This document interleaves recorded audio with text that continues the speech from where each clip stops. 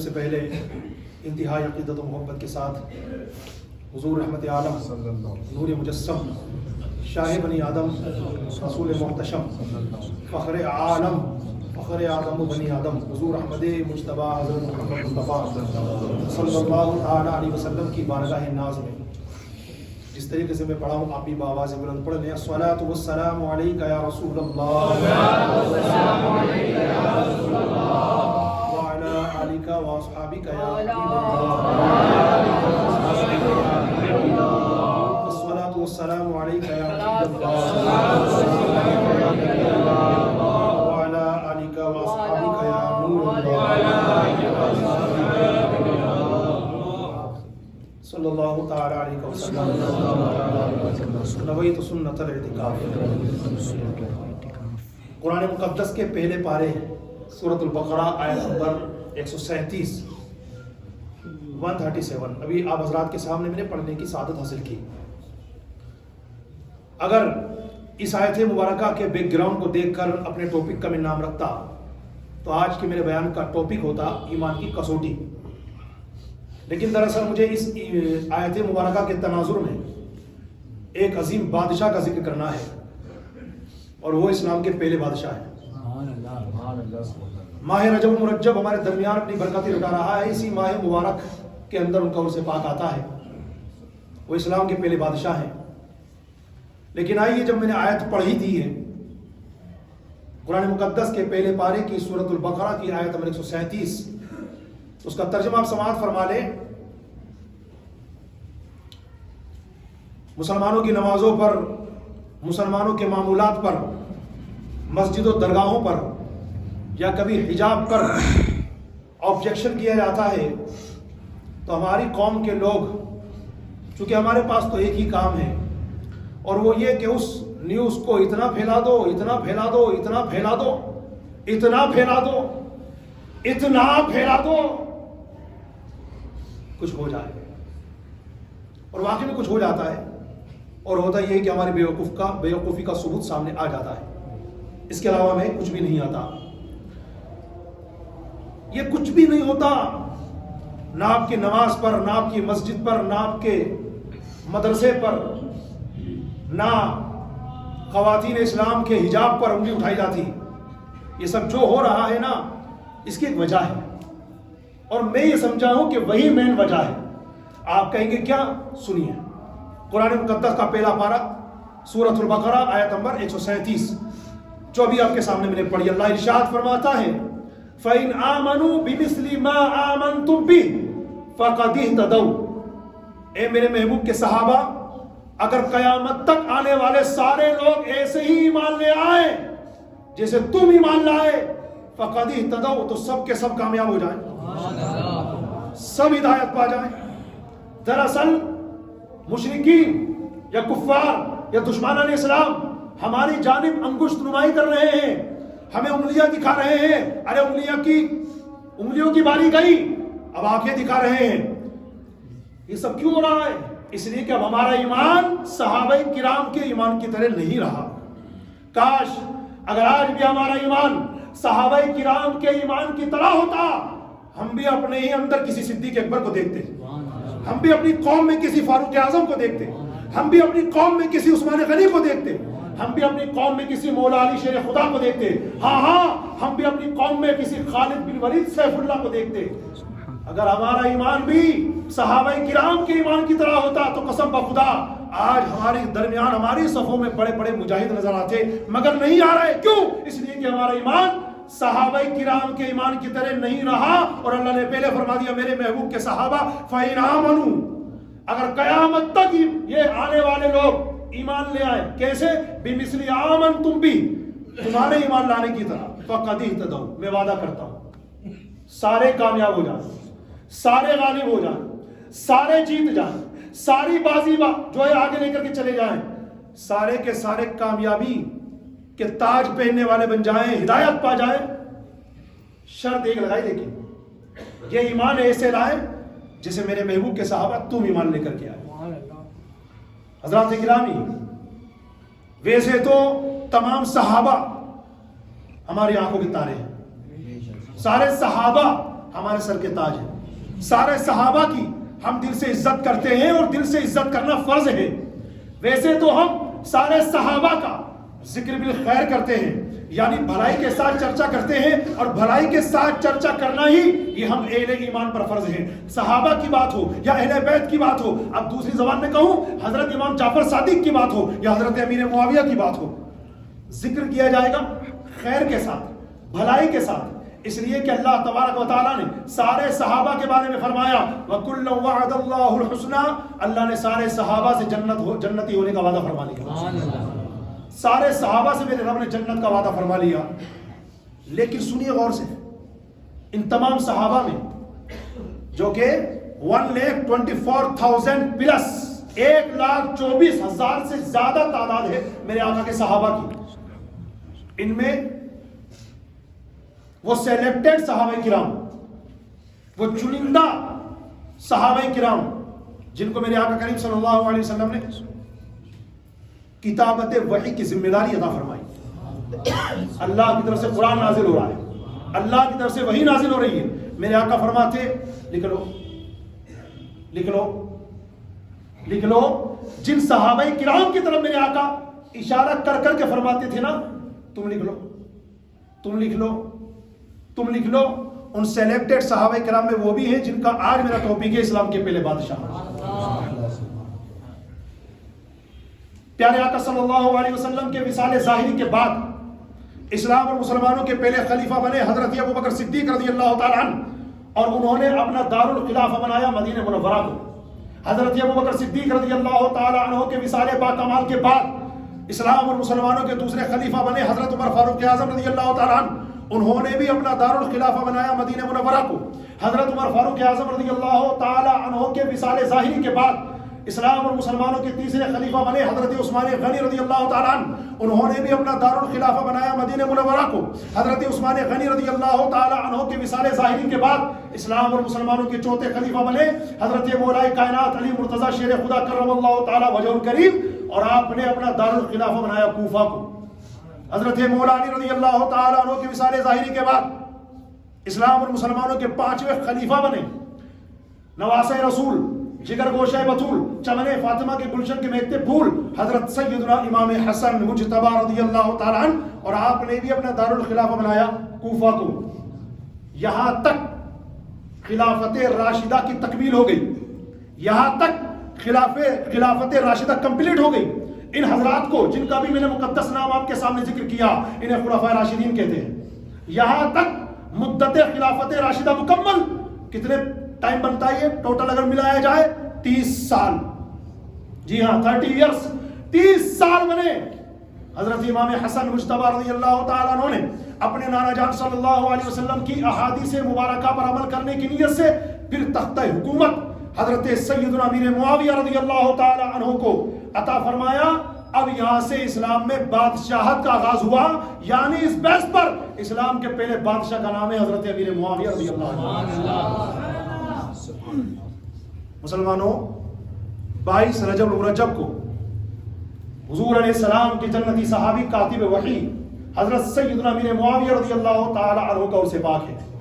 آج 21 جمعہ کو، آج 21 ہے نا 2 فروری، کل انشاءاللہ 22 رجب ہوگی، بلکہ آج مغرب ہوتے ہی 22 رجب شریف لگ جائے گی. مسلمانوں میں جن کے گھروں میں، جن خوش نصیبوں کے گھروں میں سیدنا امام جعفر صادق رضی اللہ تعالی عنہ کے یاد میں کنڈوں کی نیاز کا اہتمام ہوتا ہے، میری گزارش ہے امام جعفر صادق رضی اللہ تعالی عنہ کی نیاز کے ساتھ ساتھ بالخصوص حضرت سیدنا امیر معاویہ رضی اللہ تعالی عنہ کے نام پاک کو بھی فاتحہ خوانی میں شامل کیجئے گا، اس لیے کہ 22 رجب المرجب کو سیدنا امیر معاویہ رضی اللہ تعالی عنہ کا عرص پاک ہے. بڑی شان کے مالک ہیں آپ. یہی آج کا میرا اسلام کے پہلے بادشاہ، آپ کا لقب ہے اول ملوک اسلام، اسلام کے پہلے بادشاہ. نبی کریم صلی اللہ تعالی علیہ وسلم کے اعلان نبوت فرمانے سے 5 سال پہلے آپ مکہ مکرمہ میں پیدا ہوئے، اور مکہ المکرمہ کے بڑے بڑے سردار حضرت ابو سفیان رضی اللہ تعالی عنہ کے آپ بیٹے ہیں. معاویہ آپ کا نام ہے، اور ابو عبد الرحمن آپ کی کنیت ہے. ناصر الحق اور ناصر الدین، یعنی حق اور دین کی مدد کرنے والے، یہ آپ کے لقب ہیں. کب اسلام قبول کیا آپ نے؟ सुलह हुदैबिया के दिन 6 हिजरी में हजरत सैयदना अमीर मुआविया रज़ी अल्लाह ताला अन्हु ने इस्लाम कबूल किया। मेरे आका करीम सल्लल्लाहु अलैहि वसल्लम ने इनकी जो शान बयान फरमाई ना, कसम खुदा की अगर मैं सिर्फ हदीस ही बयान करता चला जाऊं, या तो टाइम मुझसे माफी मांगेगा या मैं खुद उससे माफी मांगूंगा। इतनी सारी हदीसें मुबारक है हजरत अमीर मुआविया रज़ी अल्लाह ताला अन्हु की शान में, जो हमारे करीम आका सल्लल्लाहु अलैहि वसल्लम ने बयान फरमाई। आइए मैं आपके सामने हुसूल बरकत के लिए कुछ हदीसें पढ़ देता हूं, ताकि हमारे सामने, वैसे तो हर सहाबी का मर्तबा है, लेकिन जिनका उर्स है 22 रजब को, उस सहाबी का क्या मर्तबा है वो भी तो आश्कार हो ना। सुनिए, हजरत सैयदना अब्दुल्लाह बिन अब्बास रज़ी अल्लाह ताला अन्हु से रिवायत है, फरमाते एक मर्तबा की बात है, हुजूर करीम सल्लल्लाहु अलैहि वसल्लम की बारगाह में सिदरा के मकी जनाब जिब्रील अमीन अलैहिस्सलाम हाजिर हुए और कहते या रसूल अल्लाह, मुआविया को मेरा सलाम कह दीजिए। या रसूल अल्लाह, मुआविया को मेरा सलाम कह दीजिए, इसलिए कि वो किताबुल्लाह यानी कुरान और वही के अमीन है। किताबुल्लाह की हिफाजत करने वाले, लिख करके हिफाजत करने वाले, और वही जो अल्लाह की तरफ से आ रही है उसको भी वो लिख कर महफूज करने वाले हैं। तो मेरा सलाम मुआविया से कह दीजिए। ये है हजरत मुआविया का स्टेटस कि तमाम फरिश्तों के सरदार मुअल्लिमुल मलाइका हजरत सैयदना जिब्रील अमीन अलैहिस्सलाम उन्हें अपना सलाम पेश कर रहे हैं। जिसे मैंने शुरू में बताया, आका अलैहिस्सलाम के 1,24,000 से ज्यादा सहाबाए किराम में कुछ सेलेक्टेड सहाबाए किराम होते हैं जिनको मेरे आका अलैहिस्सलाम ने किताबत वही की जिम्मेदारी अता फरमाई। कुरान नाजिल होता, मेरे आका फरमाते हैं अबू बकर लिख लो, उमर लिख लो, उस्मान लिख लो, मौला अली लिख लो। तो जिनको मेरे आका अलैहिस्सलाम ये हुक्म फरमाते थे लिख लो, उनमें एक नाम ये भी था, मुआविया लिख लो, मुआविया लिख लो। ये मेरे आका अलैहिस्सलाम उनसे मुखातिब हुआ करते थे और उनको किताबत वही की जिम्मेदारी। अब इससे अंदाजा लगाया, कुरान लिखने के लिए मेरे आका अलैहिस्सलाम ने जिन सहाबाए किराम का चुनाव किया, जिनको चुना, वो कितने मर्तबे, बड़े मर्तबे के हामिल होंगे, और आका अलैहिस्सलाम का उन पर एतिमाद कितना जबरदस्त होगा, हुजूर का विश्वास कितना मजबूत होगा उन सहाबाए किराम पर। अरे जो कुरान लिखेंगे, जो कुरान लिखेंगे, महफूज करेंगे, कयामत तक आने वाले सारे उम्मतियों तक इनका लिखा हुआ कुरान पहुंचेगा। अल्हम्दुलिल्लाह, कितने बाइतिमाद होंगे वो। उनमें एक नाम हजरत अमीर मुआविया का भी। हजरत अमीर मुआविया रज़ी अल्लाह ताला अन्हु को जो अल्लाह ने खूबियां अता फरमाई, जो कमालात अता फरमाए, एक खूबी आपकी ये भी है कि हुजूर नबी करीम सल्लल्लाहु अलैहि वसल्लम की बड़ी प्यारी ज़ौज मोहतरमा, हम मुसलमानों के मीजान हजरत सैयदतुना उम्मे हबीबा रज़ी अल्लाह ताला अन्हा के आप सगे भाई हैं हजरत अमीर मुआविया। इसीलिए हमारे उलमा ने हजरत अमीर मुआविया रज़ी अल्लाह ताला अन्हु को खालुल मोमिनीन कहा है, यानी मुसलमानों के मामू जान। हमारी अम्मी के भाई कौन होते? मामू तो होते। तो हमारी अम्मी जान हजरत उम्मे हबीबा रज़ी अल्लाह ताला अन्हा के ये सगे भाई हैं हजरत अमीर मुआविया, इसलिए इनको खालुल मोमिनीन यानी मुसलमानों के मामू जान के नाम से याद किया जाता है। दो हदीसें मुझे इस पर याद आ रही हैं। हजरत उम्मे हबीबा रज़ी अल्लाह ताला अन्हा का जिक्र खैर आया, दो हदीसें सुनी। इब्ने असाकिर ने इन दोनों हदीसों को रिवायत किया। हुआ क्या था, एक मरतबा नबी कौनैन नानाए हसनैन बाइसे सादत दारैन सल्लल्लाहु अलैहि वसल्लम हजरत उम्मे हबीबा रज़ी अल्लाह ताला के घर तशरीफ ले गए। तो मेरे आका ने मुलाहिज़ा फरमाया हजरत अमीर मुआविया भी वहीं पर हैं और हजरत उम्मे हबीबा अपने भाई हजरत अमीर मुआविया के बालों में कंघी कर रही है। मेरे आका अलैहिस्सलाम ने भी मुलाहिज़ा फरमाया तो इरशाद फरमाया, उम्मे हबीबा क्या तुम अमीर मुआविया से मोहब्बत करती हो? कहा जी हाँ या रसूल अल्लाह, ये मेरे भाई हैं, मैं इनसे मोहब्बत क्यों ना करूंगी।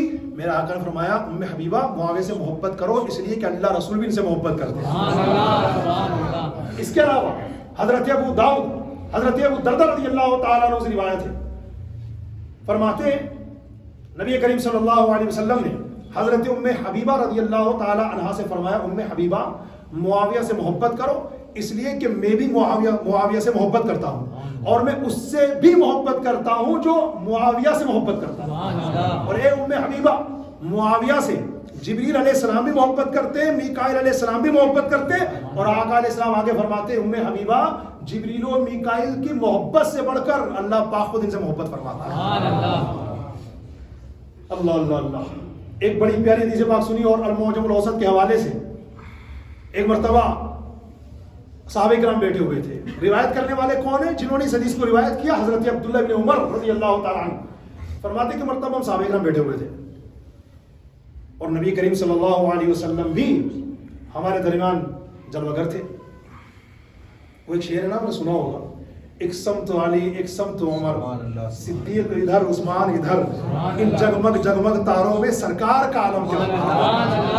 حضرت عبداللہ بن عمر فرماتے صحابہ کرام بیٹھے، حضور پاک علیہ الصلوۃ والسلام بھی تشریف فرمائے۔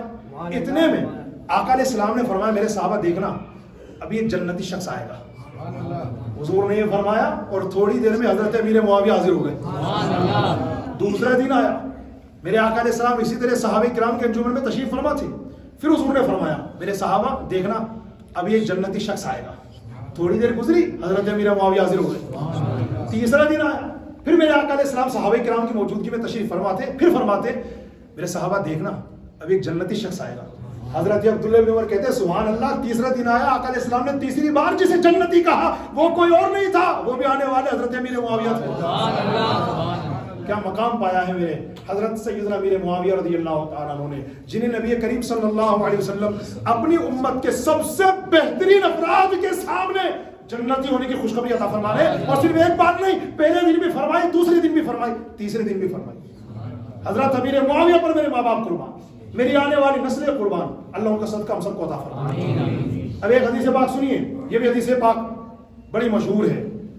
میرے آقا علیہ السلام نے حضرت امیر معاویہ کو دعا دی۔ ایک بات دھیان رکھنا، حضور پاک صلی اللہ علیہ وسلم مستجاب الدعوات ہے۔ مستجاب الدعوات کا مطلب ہوتا ہے جن کی دعا قبول ہی قبول ہے۔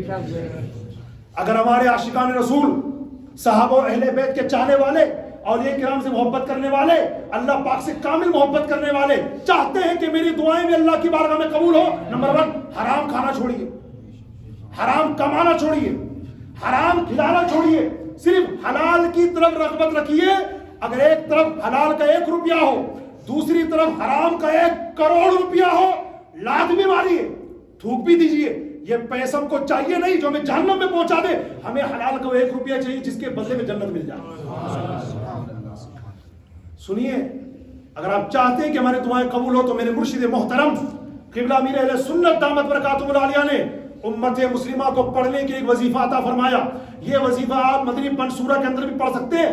میں اس لیے مدنی پنج سورہ کا نام لے رہا ہوں، اگر جو بھائی یاد کرنا چاہیں تو اس میں سے کر لیں، باقی بہت چھوٹا وظیفہ ہے، ظاہری اعتبار سے پاور بہت کمال کا ہے۔ اور میرے مرشد کریم فرماتے ہیں جو مسلمان روزانہ کسی بھی ٹائم اول آخر 3 بار درود شریف کے ساتھ 7 ٹائم 7 مرتبہ یا وہابو یا وہابو یا وہابو پڑھ لے گا، اللہ پاک اسے مستجاب الدعوات بنا دے گا، اس کی ہر دعائیں قبول ہوں گی انشاءاللہ۔ کیا پڑھنا ہے ذرا آپ بھی پڑھ کے سنائیں۔ کتنا آسان ہے، یا وہاب، وہاب اللہ پاک کا نام ہے، اور وہاب کا مطلب ہوتا ہے بہت عطا کرنے والا، بہت عطا کرنے والا۔ تو یا وہابو 7 ٹائم 7 مرتبہ روزانہ پڑھا کیجئے، کسی بھی ٹائم پڑھیے جہاں آپ کو آسانی ہو۔ اول آخر 3 بار درود شریف پڑھنا ہرگز نہ بھولیے، کیونکہ جب تک تالے میں چابی نہیں لگاؤ گے تالا آسانی سے کھلے گا نہیں۔ جب تک ورد اور دعا میں درود کی چابی نہیں لگاؤ گے وہ اللہ کی بارگاہ میں قبول ہونے والا نہیں۔ تو اس لیے کہا جاتا ہے کہ درود شریف ضرور پڑھیں۔ تو جناب عالی میں عرض کر رہا تھا حضرت امیر معاویہ رضی اللہ تعالیٰ عنہ کے بارے میں حضور رحمت عالم صلی اللہ علیہ وسلم نے جو دعا ارشاد فرمائی، ذرا دعا سنیے گا، ترمذی شریف کی روایت ہے۔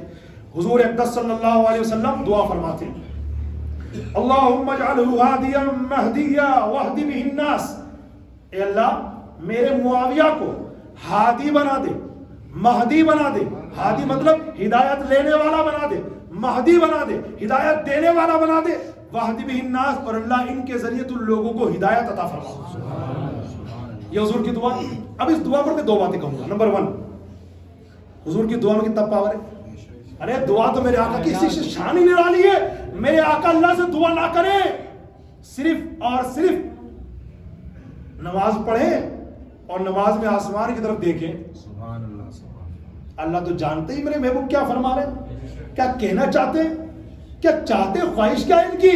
تو میرے آقا علیہ السلام بار بار آسمان کی طرف اس لیے نظر اٹھا رہے تھے، یا اللہ ہم یہ چاہتے ہیں، دل کی خواہش یہ ہے۔ حالانکہ آقا علیہ السلام نے اللہ سے کبھی کہا نہیں، دل میں تھی ایک تمنا کہ کاش بیت المقدس کی جگہ مسلمانوں کا قبلہ کعبہ ہو جائے، مسلمان کعبے کی طرف منہ کر کے نماز پڑھیں، یہ حضور چاہتے تھے، مگر اللہ سے کبھی دعا نہیں کی۔ جانتے ہیں اب کیا ہوا، میرے آقا تو نماز پڑھ رہے ہیں اور اللہ تبارک و تعالیٰ نے قرآن کریم کے 2 پارے سورۃ البقرہ آیت میں 244 نازل فرمائی۔ ارشاد فرماتا ہے قد نرى تقلب وجهك في السماء فلنولينك قبلة ترضاها۔ محبوب ہم بار بار دیکھ رہے ہیں یا آپ کا بار بار آسمان کی طرف جو منہ اٹھ رہا ہے نا، ہم دیکھ رہے ہیں اس کو. محبوب خوش ہو جائیے. کیوں؟ فَلَنُوَلِّيَنَّكَ قِبْلَةً تَرْضَاهَا، ہم ان قریب اسی کو قبلہ بنا دیں گے جو آپ کا دل چاہتا ہے. اور پھر دیر نہیں ہوئی، آیت نازل ہوئی فَوَلِّ وَجْهَكَ شَطْرَ الْمَسْجِدِ الْحَرَامِ. محبوب ابھی کے ابھی مسجد حرام کی طرف یعنی خانہ کعبہ کی طرف منہ کر لیجیے. کون سی مسجد تھی وہ؟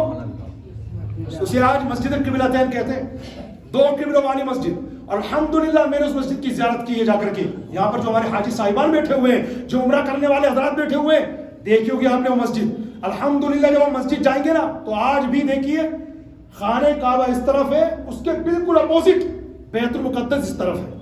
یعنی اللہ کے رسول مقبول بی بی آمینہ کے گلشن کے مہکتے پھول صلی اللہ علیہ وسلم اس طرف بیت المقدس کی طرف منہ کر کے مضبوط روایت کے مطابق نماز ظہر پڑھا رہے تھے صحابہ کرام کو. اور اسی نماز کے دوران میرے آقا علیہ السلام نے پہلی رکعت میں دوسری رکعت میں منہ اٹھایا تھا، اپنا چہرے مبارکہ اوپر کیا تھا. اسی خواہش کی وجہ سے آیت نازل ہو گئی، محبوب دیر مت کیجئے، آپ کی خواہش پر ہم قبول نہ کریں. فَوَلِّ وَجْهَكَ شَطْرَ الْمَسْجِدِ الْحَرَامِ. ابھی کے ابھی خانہ کعبہ کی طرف گھوم جائیے آپ. میرے آقا علیہ السلام نماز کی حالت میں قبلے کی طرف منہ کر لیتے ہیں، یعنی کعبے کی طرف منہ کرتے ہیں. اب دیکھو میرے صحابہ کرام کا ایمان. شروع میں جو آیت پڑھی، جو حضرات شروع سے شریک تھے، اب اس بات کو دیکھو انشاءاللہ اچھی طرح سمجھ لیں گے. میرے آقا علیہ السلام نے یہ عمل کیا، یعنی حضور گھوم گئے قبلے کی طرف. اب دیکھو صحابہ کرام کا مزاج، صحابہ کرام ایک دوسرے کو اشارہ نہیں کر رہے، یہ حضور کو کیا ہو گیا بھائی، ارے حضور تو نماز توڑوا رہے، معاذ اللہ استغفر اللہ. ایسی کی کوئی گستاخی والی بات یا ایسی کوئی کمزور بات معاذ اللہ کسی صحابی نے نہیں کی، بلکہ صحابہ کرام کا ایمان اتنا مضبوط تھا. میرے آقا علیہ السلام نے ادھر منہ پھیرا، صحابہ کرام نے راستہ دیا، میرے آقا آگے گئے، صحابہ کرام نے پھر صفے بنا لی. کمال کی بات یہ صحابہ کرام کی نماز بھی نہیں ٹوٹی اور سب کی نماز بھی ہو گئی. اس لیے کہ جو اللہ رسول کی اطاعت میں ہو اور نماز کے عالم میں ہو اس کی نماز نہیں ٹوٹتی ہے، نماز مکمل بھی ہوتی ہے، ثواب بھی زیادہ ملتا ہے. اس لیے ہمارے علماء فرماتے ہیں اگر کسی شخص کو حالت نماز میں حضور بلائے، قرآن مقدس کی آیت مبارکہ ہے، اللہ ارشاد فرماتا ہے جب میرے حبیب بلائے نا چلے جاؤ، پکار کا جواب دو. ہوا کیا تھا؟ ایک صحابی نماز پڑھ رہے تھے، میرے آقا علیہ السلام نے آواز دی تو اب ان کو ڈاؤٹ ہوا، میں تو نماز پڑھ رہا ہوں، حضور آواز دے رہے ہیں جاؤ یہ نماز مکمل کرو. تو انہوں نے جلدی جلدی نماز مکمل کی. نماز مکمل کر کے پھر پہنچے تو میرے آقا علیہ السلام تو سب جانتے ہیں اللہ کیا تاثیر میں غیر حضور کو، لیکن میرے آقا فرماتے ہیں میرے صحابی آنے میں تاخیر کیوں؟ کہ حضور نماز پڑھ رہا تھا. ادھر وہ جواب دیتے ہیں، ادھر سدرا کے مکی جبریل امین حضور کی بارگاہ میں آیت پیش کرتے ہیں. یا رسول اللہ، اللہ پاک فرماتا ہے مومنوں سے فرما دیجئے جب رسول اللہ بلائے تو فوراً آ جاؤ. اب اس کی تفسیر پڑھی آپ ایمان تازہ کرنے والی. مفسرین فرماتے ہیں کوئی بندہ نماز میں ہو اور حضور اسے آواز دے، حضور اسے آواز دے، اس پر فرض ہے کہ فوراً جائے. تاخیر کرے گا تو گنہگار ہوگا. فوراً جائے، حضور علیہ السلام کام بتائیں وہ کام کرے. اب اس کام کے کرنے میں چاہے 1 منٹ لگے، 1 گھنٹہ لگے، 2 گھنٹے لگے، حضور علیہ السلام کا کام کرتا رہے اور جہاں سے نماز چھوڑی تھی وہیں سے آ کے مکمل کر لے. تیری نماز ٹوٹی نہیں، کیوں؟ ابھی تو نمازی میں تھا. یہ ہے ہمارے آقا کریم علیہ السلام. تو خیر بات کہاں سے نکلی کہاں پہنچی؟ کہاں بھی پہنچی ہوں، عشق رسول میں اضافہ تو ہوا ہے. صحابہ کرام علیہ رضوان کا ایمان یہ ہے. اسی لیے میرے حضرات محترم شروع میں آیت پڑھی، پارہ نمبر 1 سورۃ البقرہ آیت نمبر 137. اللہ نے ہم سے کیا فرمایا؟ فَإِنْ آمَنُوا بِمِثْلِ مَا آمَنْتُمْ بِهِ فَقَدِ اهْتَدَوْا. ہم سے نہیں، صحابہ سے حضور نے اللہ پاک نے فرمایا، میرے حضور کے میرے محبوب کے صحابہ فَإِنْ آمَنُوا، اگر قیامت تک ایمان آنے والے لوگ اگر ایمان ایسے لے آئے کما آمنتم بھی، جیسے تم ایمان لائے. فَإِنْ آمَنُوا بِمِثْلِ مَا آمَنْتُمْ بِهِ، اگر یہ قیامت تک آنے والے لوگ ایسے ایمان لائے جیسے تم ایمان لے آئے، فَقَدِ اهْتَدَوْا، ہدایت پا جائیں گے، کامیاب ہو جائیں گے. کبھی حجاب پر، کبھی ہماری مسجد پر، کبھی مدرسے پر، کبھی درگاہ پر یہ انگلی اٹھ رہی ہیں، آنکھیں اٹھ رہی ہیں. اب انگلی اور آنکھ کی بات بھی ختم، اب تو بلڈوزر اٹھ رہے ہیں. ہو رہا ہے، یقیناً یہ انیائے ہے، یقیناً یہ ظلم ہے، مگر یہ کیوں ہو رہا ہے اس کی ایک مین وجہ یہ بھی ہے کہ ہمارا ایمان اب صحابہ کرام کے ایمان کی طرح نہیں رہا. اگر ویسا ہوتا تو میں نے خود اپنے بچپن میں وہ واقعہ دیکھا ہے.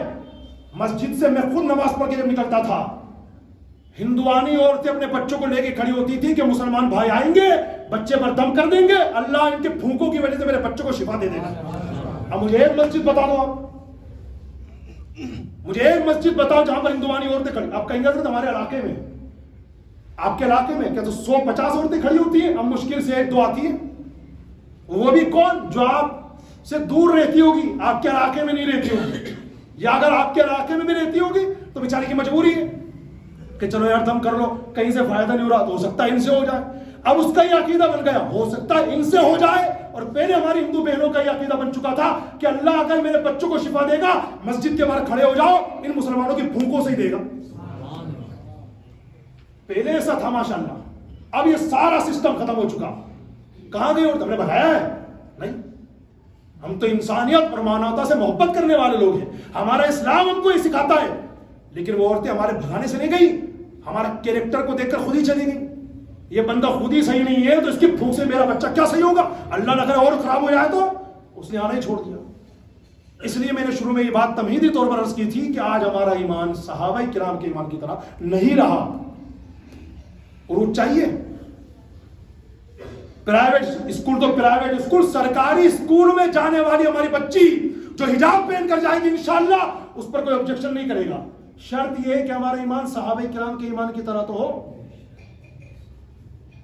جو قوم کھانا کھانے سے پہلے بسم اللہ نہیں پڑھ رہی, پانی کتنی سانس میں پینا چاہیے جس کے نبی نے بتایا, اس قوم کی حالت اس سے زیادہ غیر ہو گئی. کہیں پر کھانا بٹے ہندو تو صبر کر لے گا, مگر یہ میاں بھائی صبر نہیں کر پائے گا. یہ جائے گا, اس کا بس چلے تو کسی کے ہاتھ سے چھیننے کی بات تو دور ہے, کسی کے منہ کا نوالا بھی چھین کر کے لے آئے گا. یہ ہمارا آج کا کریکٹر ہے. برا مت مانیے گا میری بات کا, یہ میں اپنے ہی گھر کی کہانی بتا رہا ہوں آپ کو. اسلام میرا آنگن ہے, اسلام میرا گھر ہے.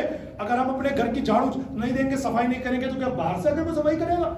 باہر کے لوگوں کو تو تانوں دینے کی فرصت نہیں ہے. اللہ اللہ اللہ. اس لیے دوش کسی اور کو دینے کے بجائے برائے کرم اپنے آپ کو دیجیے. اور ابھی تو دیکھا ہے کیا ہے ہم نے, جیسے ابھی قرب قیامت کا زمانہ ہے, اور جیسے جیسے قیامت اور قریب آتی جائے گی فتنے اور بڑھتے چلے جائیں گے. اس لیے برائے مہربانی, یہ جو ہم نے اپنا دھندا اپنا کاروبار یہ سمجھ لیا ہے, ہمیں فتح کیسے ملے گی, ہمیں فتح کیسے ملے گی, ہم نے پتہ کیا سمجھ رکھا ہے, سبھاش چوک اسکول کی طرف سے یہ آئی کیا ہے, دیکھو تو صحیح, دیکھیے کسی بندے نے آبجیکشن کیا, پھیلایا ہم نے اس کو, اتنا پھیلاؤ, اتنا پھیلاؤ, اتنا پھیلاؤ, اتنا پھیلاؤ, بھوکمپ آ جائے, زلزلہ آ جائے, اہنکار مچ جائے, کچھ ہو جائے, کچھ نہیں ہوتا. ایک بات ضرور ہوتی ہے, ہماری بے وقوفی کا ثبوت آ جاتا ہے سامنے. بھائی جو کرنے والا کام ہے وہ کرو نا یار. اگر آپ کو اس میں ایکشن لینا تھا تو آپ قانونی کارروائی سے لیتے, قانونی طریقے سے لیتے. بہت ساری باتیں, اگر بہت ساری باتیں تو ہم کہہ بھی نہیں پاتے آپ سے, آج نہیں کہہ پاتے آج بہت ساری باتیں, اس لیے کہ ہماری قوم میں مخبری کرنے والے آپ کو کئی لوگ ملیں گے. ہاں کئی لوگ ایسے ملیں گے, کس پر وشواس کیا جائے, کس پر نہ کیا جائے. واقعہ یاد نہیں ہے آپ کو, ہماری جے پور میں ایک علاقے کا نام نہیں بتاتا میں, وہاں پر لاک ڈاؤن کے زمانے میں کچھ مسلمان جماعت سے نماز پڑھ رہے تھے. تھانے فون کر دیا کسی ہندو نے, نہیں بھائی صاحب ہندو نے فون نہیں کیا, بلکہ شاید اس علاقے کے ہندو تو ہو سکتا ہے یہ سمجھ کے بیٹھے ہو کہ مسلمان اللہ کی عبادت کریں گے, ہو سکتا ہے اس کے ذریعے کوئی آسانی آ جائے. ہمارا ہی کوئی میاں بھائی تھا, ملایا فون تھانے پہ, سر یہاں پہنچیے, اس علاقے کے اندر دیکھیے کچھ لوگ جماعت سے نماز پڑھ رہے ہیں, سوشل ڈسٹینس بھی نہیں ہے. آ گئی گاڑی, اٹھا کے لے گئے مسلمانوں کو. یہ ہے میری قوم کا حال, کیا بتایا جائے. اور کوئی بعید نہیں ہے یہ بیان میرا سن کر کے, حالانکہ میں نے کوئی 19-20 بات تھوڑی کی ہے یا کسی بیٹے تھوڑی کیا, میں تو آپ کو سمجھا رہا ہوں, انسانیت اور مانوتا کا پیغام دے رہا ہوں کہ اپنی اس قوم کو اور اپنے اس دیش کو امن و امان میں رکھنا چاہتے ہو, سلامتی چاہتے ہو, اور اپنی مسجدوں, مدرسوں, درگاہوں اور قبرستانوں کی حفاظت چاہتے ہو, اللہ نے جو کہا اس کو مان لو. انسانیت اور مانوتا کا جو درس اللہ نے قرآن کے ذریعے دیا, خدمت خلق کا درس اللہ نے, اس کو لے لو. لیکن اگر میری انہی باتوں کو کوئی اور میرا مسالہ لگا کے پیش کر دیا آگے تو پھر کیا کیا جائے. لیکن یہ سب ہماری قوم میں ہو رہا ہے. کس کے جب در پہ جا کے روئیں, کس سے اپنے دکھ کا مداوع مانگے. کوئی یہ سننے والا ہماری قوم میں ایک دربار ہے, اللہ کا دربار, وہیں آ کے رو لو, وہیں آ کے گڑ لا لو, اسی کو پکار لو, وہی اپنے حبیب کے صدقے مدد کرے گا. اس لیے کہ ہمارے اساتذہ نے ہم کو سکھایا ہے جس کے پاس جاؤ گے بار بار جاؤ گے بار بار مانگو گے وہ ناراض ہو جائے گا، اور ایک اللہ کی بارگاہ ہے جتنی بار آتے جاؤ گے وہ خوش ہوتا جائے گا۔ اللہ کرے ہمارا ایمان مضبوط ہو جائے۔ باتیں تو اور تھی، میں نے حدیث پڑھی نا آپ کے سامنے، اللہ معاویہ کو ہادی بنا دے، ہدایت لینے والا بنا، مہدی بنا، ہدایت دینے والا بنا، وہدی بہ الناس، اور اللہ ان کے ذریعے لوگوں کو ہدایت عطا فرما۔ میرے آقا نے دعا فرمائی۔ تو جانتے ہیں آپ لوگوں کی تین قسمیں، نمبر ایک وہ ہے جو ہدایت والے تو ہیں مگر ہدایت دیتے نہیں ہیں، جیسے کئی اولیاء کرام نیک لوگ ایسے ہوئے جو غاروں میں گفاؤں کے اندر عبادت کرتے رہے، تنہائی میں، لوگوں سے ملنا جلنا ہی نہیں تھا ان کا، تو ہدایت والے تھے مگر انہوں نے لوگوں کو ہدایت نہیں دی، یہ بھی حق پر ہیں۔ لیکن دوسرے وہ لوگ ہیں جو خود باتیں اچھی بتاتے ہیں، عمل ان کا کچھ بھی نہیں ہے اور گناہ کرتے ہیں۔ تیسری قسم وہ ہے جو ہدایت لیتے بھی ہیں اور قوم کو اچھی باتیں بتاتے بھی ہیں، ہدایت دیتے بھی ہیں۔ اللہ کے رسول علیہ السلام نے حضرت امیر معاویہ کے لیے اسی سب سے افضل درجے کی دعا کی، یا اللہ میرے معاویہ کو اس درجے میں رکھ، ہدایت بھی لے ہدایت بھی دے، اور اللہ تو خود ان کے ذریعے لوگوں کو ہدایت عطا فرما۔ ماشاءاللہ حضرت امیر معاویہ کی بات چلی تھی تو بہت ساری باتیں تو ویسے کر دی، حالانکہ بیان ابھی میرا انکمپلیٹ ہے۔ گزارش یہ ہے تمام اسلامی بھائیوں سے، ماہ رجب کی 22 تاریخ سیدنا امیر معاویہ رضی اللہ تعالیٰ عنہ کو سے پاک ہے۔ تمام اسلامی بھائی اپنے اپنے گھروں پر حضرت امیر معاویہ کی نیاز کا اہتمام کریں انشاءاللہ۔ اللہ نے چاہا تو کل اپنی مسجد ثنا والان میں بھی انشاءاللہ بعد نماز عصر فاتحہ خوانی کا اہتمام رہے گا، اور ساتھ ہی ساتھ امام جعفر صادق کی بھی انشاءاللہ نیاز شامل ہوگی۔ آپ حضرات بھی اس کام کو کریں انشاءاللہ۔ حضرت امیر معاویہ کی آخری بات میرا دل چاہ رہا کہ بتا دوں، کیونکہ ٹائم بھی ابھی اجازت دے رہا مجھے کچھ منٹ کی، اور وہ یہ ہے کہ حضرت امیر معاویہ اہل بیت سے، امام حسن حسین سے کتنی محبت کرتے تھے، مولا علی سے اور اہل بیت سے کتنی محبت تھی۔ صرف ایک اس کی مثال سنیے گا۔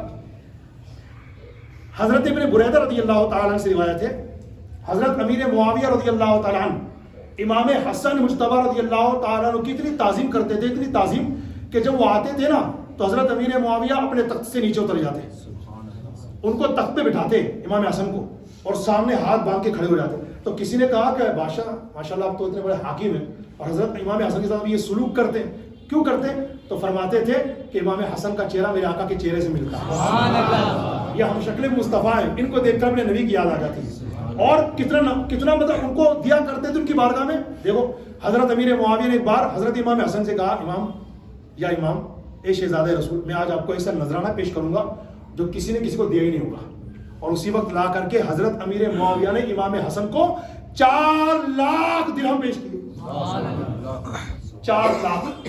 اور مفسر قرآن مفتی حضرت علامہ مفتی احمد خان نعیمی رحمۃ اللہ علیہ نے مرآت المناجی کی 8ویں جلد میں بات تحریر فرمائی، ارشاد فرماتے ہیں کہ ایک مرتبہ حضرت امیر معاویہ رضی اللہ تعالیٰ عنہ نے امام حسن رضی اللہ تعالیٰ عنہ کو